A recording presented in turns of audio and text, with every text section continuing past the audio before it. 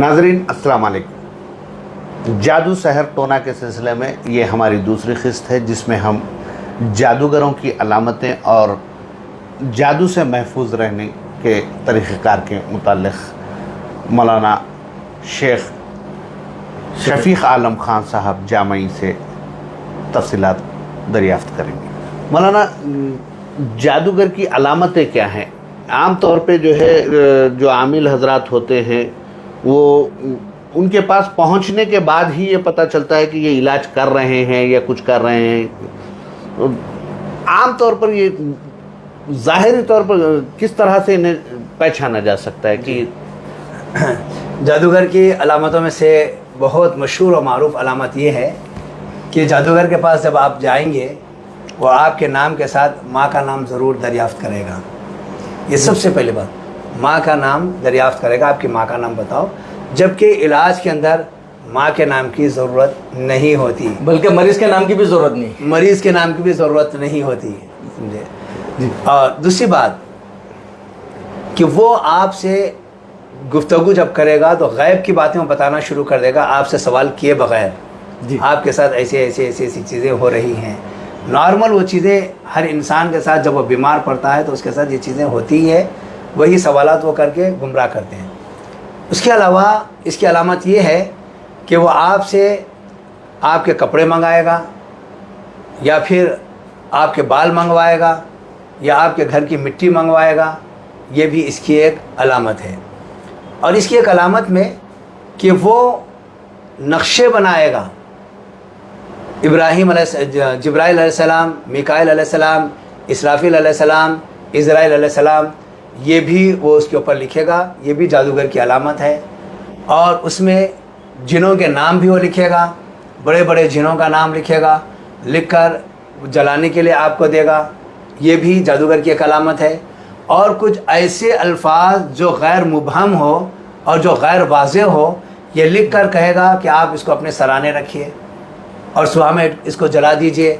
और बाद ऐसी चीज़ें लिख कर देगा जिसका माना और मफ़हूम साफ़ तौर पर नज़र नहीं आएगा, उसको पानी में डालकर घोल कर पीने के लिए कहेगा।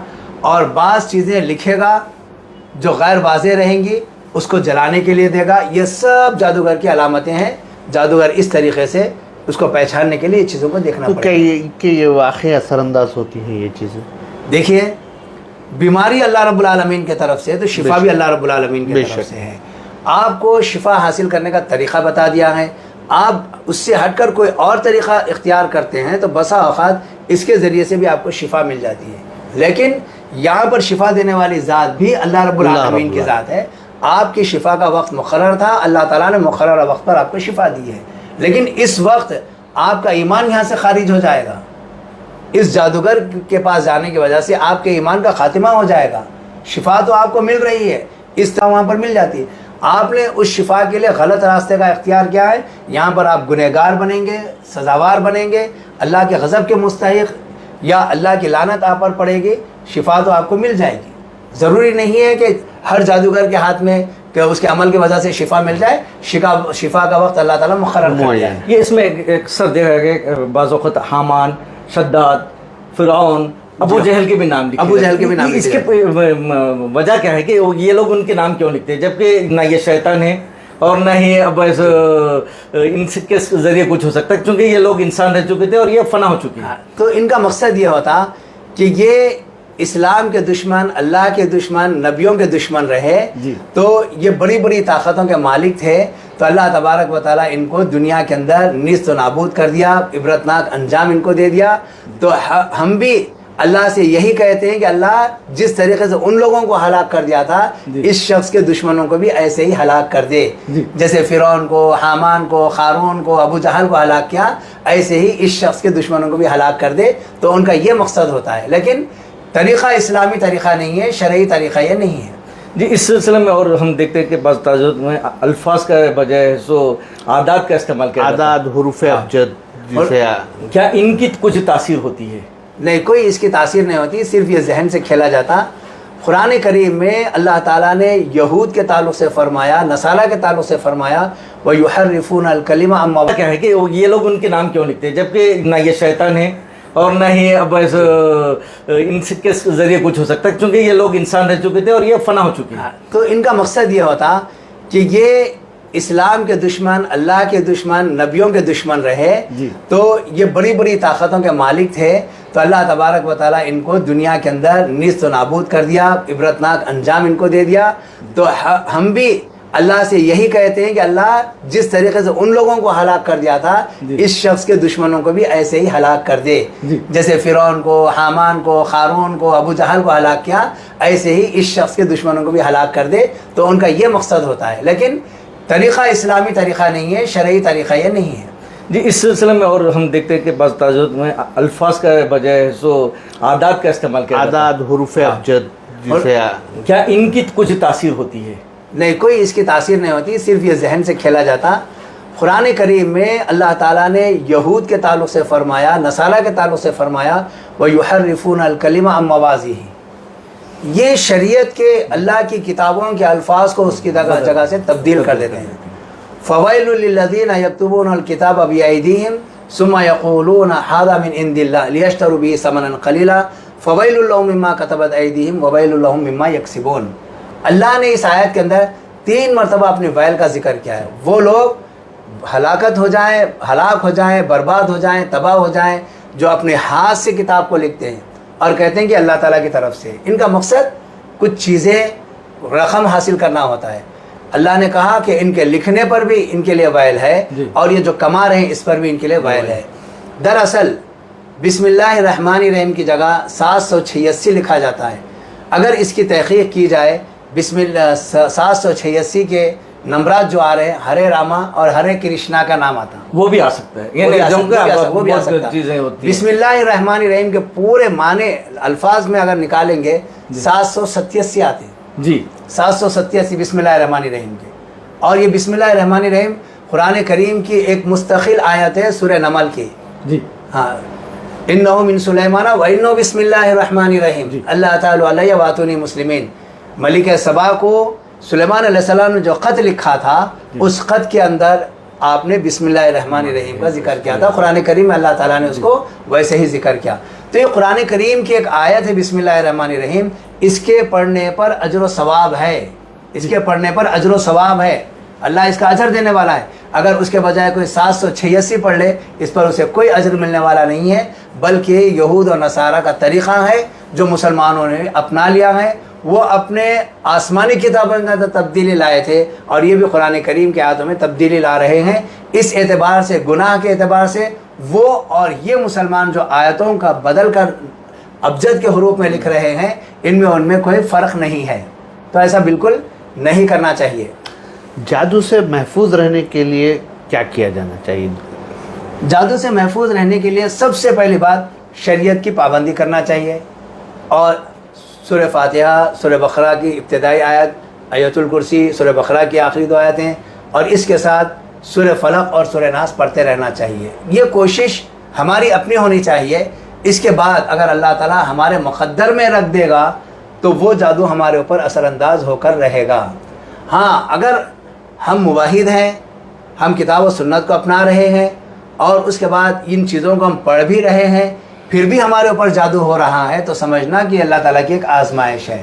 اور ایسے وقت اللہ تعالیٰ ایسے بندے کو جب یہ صبر کرے گا، برداشت کرے گا، تکلیف اٹھائے گا، اس کا مکمل اجر دے گا. یہاں پر ایک انسان کا امتحان بھی ہو سکتا کہ ایسی تکلیف میں کیا ایمان پر باقی رہتا ہے یا کفر اور شرک کی طرف رجوع ہوتا ہے. اگر وہ ایمان پر باقی رہتا ہے تو اس کے لیے بہت زیادہ اجر ہے. کفر اور شرک کی طرف چلا جاتا ہے تو اس کے سارے اعمال تباہ و برباد. ایک اور وہ دعا جو اللہ کے رسول صلی اللہ علیہ وسلم نے بتایا کہ اگر کوئی یہ صبح سے شام تک لا الہ الا اللہ وحدہ لا شریک لہ لہ الملک و لہ الحمد وہو علی کل شیء قدیر 100 مرتبہ اگر پڑھے تو شیطان سے محفوظ رہتا ہے. اور ہم اکثر یہ دیکھتے ہیں کہ راقی حضرات بھی اس کی پابندی کرتے ہیں. اس کی وجہ کیا ہے؟ نہیں، نبی صلی اللہ علیہ وسلم کا جب فرمان آ رہا ہے کہ جو کوئی صبح میں اس کو پڑھ لے گا شام تک شیطان کے شر سے محفوظ رہے گا، اور شام تک پڑھ لے گا تو صبح تک شیطان کے شر سے محفوظ رہے گا. تو اس کو تو پڑھنا ہی پڑھنا ہے. اس کے باوجود بھی اگر کسی کے اوپر شیطان حاوی ہوتا ہے بس یہ اللہ تعالیٰ کی طرف سے ایک آزمائش سمجھنا کہ اللہ تعالیٰ آزما رہا ہے کہ تم ایمان پر باقی رہتے یا ایسی مصیبت کے وقت اللہ تعالیٰ کو چھوڑ کر کسی اور طرف رجوع ہوتے، وہ اللہ تعالیٰ دیکھنا چاہتا ہے. جیسے اللہ تعالیٰ نے کہا الذی خلق الموت والحیات لیبلوکم ایکم احسن عملا، وہ ذات جس نے تمہاری موت اور تمہاری زندگی پیدا کی ہے. زندگی اور موت اللہ کے ہاتھ میں، وہ تم کو آزماتا ہے، دیکھنا یہ چاہتا ہے کہ تم میں کون اچھا عمل کرنے والا ہے. جی اللہ کی جو آزمائش ہوتی ہے کہ ایک مومن بندے کے ساتھ، دیکھیے آزمائش تو ہر ایک کے ساتھ ہے، ہر ایک کے ساتھ، ہر انسان کے ساتھ ہے، لیکن اہل ایمان کی آزمائش کٹھن آزمائش ہوتی ہے. اور اس میں جتنا آدمی کا ایمان مضبوط رہے گا اللہ تعالیٰ اتنی زیادہ کٹھن آزمائش میں مبتلا کرے گا. یہاں تک کہ انبیاء اکرام کی آزمائشیں سب سے زیادہ سخت ترین آزمائش تھی. ان کو اس دنیا کے بدلے یا اس مصیبت کے بدلے آخرت میں بہت بہترین بدلہ ملنے والا ہوتا ہے.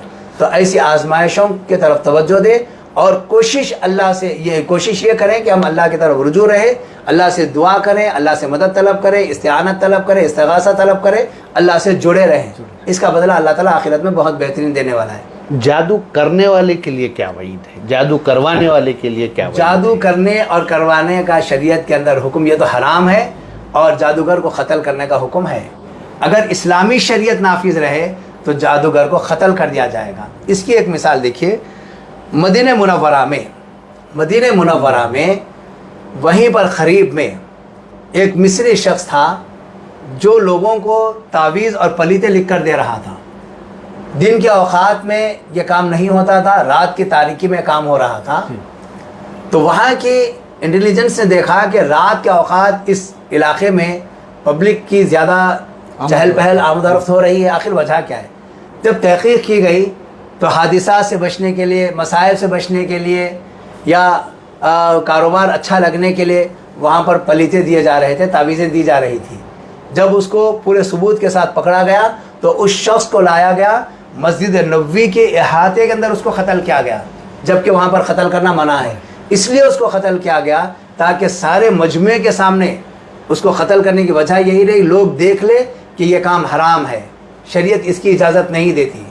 وہاں پر ان کی حکومت ہے، ان کے قوانین ہے، اور وہ اس قانون کے تحت اس کو سارے لوگوں کے سامنے مسجد نبوی کے احاطے میں قتل کیا. نہیں، یہ تو جادوگر کا انجام، جادو کروانے والوں کے لیے. اچھا، اس میں جادو کرنا اور کروانا دونوں حرام ہے، دونوں حرام ہے. وعید کیا ہے؟ حرام ہے، ٹھیک ہے، ان کے لیے سزا کیا ہے جو کرواتے ہیں؟ سزا یا اللہ کی طرف سے لعنتیں کیا آتی ہیں ان کے اوپر؟ 7 قسم کے لوگ ہیں جنہیں اللہ تعالیٰ جنت میں داخل نہیں کرے گا، ان لوگوں کے لیے جہنم ہے. ان میں ایک جادو کرنے اور کروانے والے ہیں. تو بالراست ان کا ٹھکانہ جہنم ہے.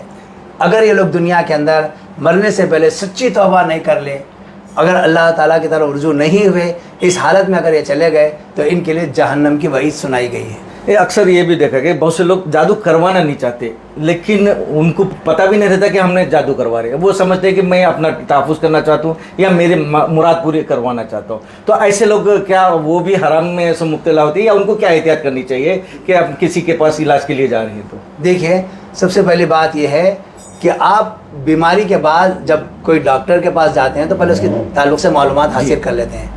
ہمیں دل کی بیماری ہم دماغ کے ڈاکٹر کے نہیں جاتے، دماغ کی بیماری ہے دل کے ڈاکٹر کے نہیں جاتے، یا کڈنی والے کے نہیں جاتے. ہم پہلے معلوم کرتے ہیں کہ یہ کیا علاج کرنے والا ہے. جی، وہ تو ہمیں یہاں بھی یہ ضروری ہے کہ ہم جانے سے پہلے تحقیق کر لیں کہ وہ کیسا علاج کرنے والا ہے. ہر مسلمان کے لیے لازم اور ضروری ہے. اس سے پہلی بات یہ ہے بحیثیت مسلمان ہم کو ان امراض میں کسی کے پاس جانے کی ضرورت نہیں ہے. سب سے پہلے ہم کو اپنے اوپر دم کر لینا چاہیے. جی، خود اپنے اوپر دم کرنا چاہیے. اللہ کے نبی صلی اللہ علیہ وسلم فرماتے ہیں جو 70,000 لوگ بلا حساب و کتاب جنت میں جائیں گے، ان میں ایک ہے وہ رقیہ کروانے والے نہیں ہوں گے. جی، بیماری آتی خود پڑھنے والے ہوں گے، بحالت مجبوری علاج نہیں ہو سکتا، مجبوری کی حالت میں کسی اور کی طرف جانا ہوگا. اور دوسری بات یہ ہے کہ پورے قرآن کو اللہ تبارک و تعالیٰ نے شفا بنا کر نازل کیا ہے. ضروری نہیں ہے کہ آپ مخصوص آیتیں پڑھیں تو آپ کو شفا ہوگی. آپ جو بھی پڑھیں گے شفا کی نیت سے پڑھیں گے، اللہ تعالیٰ آپ کو شفا دے دے گا. تو سب سے پہلے علاج کے لیے اپنے آپ پر دم کر لینا چاہیے. اگر اس سے افاقہ نہیں ہو رہا فائدہ نہیں ہو رہا تب آپ کسی کے پاس جا رہے ہیں، جانے سے پہلے تحقیق کر لینا چاہیے. اگر کسی کے پاس چلے گئے معلوم نہیں تھا، وہاں جانے کے بعد پتہ چلا، یا لوگ پکڑ کر ایسی مجبوری میں لے کر چلے گئے، وہاں جانے کے بعد پتہ چلا، تو فوراً اس چیز سے باز آ جانا چاہیے اور توبہ و استغفار طلب کرنا چاہیے. اکثر یہ بھی دیکھا گیا کہ بہت سے لوگ ابتدا میں کچھ قرآنی آیتیں پڑھتے ہیں لیکن اس کے بعد پھر خاموشی سے یعنی زیر لب کچھ بڑبڑانے لگتے ہیں یا کچھ ذکر کر لیتے ہیں. تو کیا یہ ایسے لوگ بھی جادوگروں کے اس میں شمار ہوں گے؟ اس لیے کہ جی جو چیز پڑھی جا رہی ہے وہ صاف اور واضح ہونا چاہیے. جی صاف اور واضح ہونا چاہیے. جادوگروں کی علامتوں میں اللہ کے نبی صلی اللہ علیہ وسلم نے کہا کہ وہ اپنے منہ میں بڑبڑانے لگتے ہیں. جی منہ کے اندر الفاظ کو توڑ مروڑ کر پیش کرتے ہیں، کیا پڑھ رہے ہیں کیا بول رہے ہیں وہ صاف سنائی نہیں دیتا. یہ بھی جادو کی علامتوں میں سے ایک علامت ہے، جادوگر کی علامتوں میں سے. جی تو ایسے لوگوں سے بھی بچنا چاہیے. ناظرین، یہ مولانا شفیق عالم خان جامعی کے ساتھ ہماری دوسری قسط تھی جس میں ہم یہ جان رہے تھے کہ جادوگر اور اس کا انجام کیا ہوگا. ملاقات کرتے ہیں آئندہ قسط میں بہت جلد.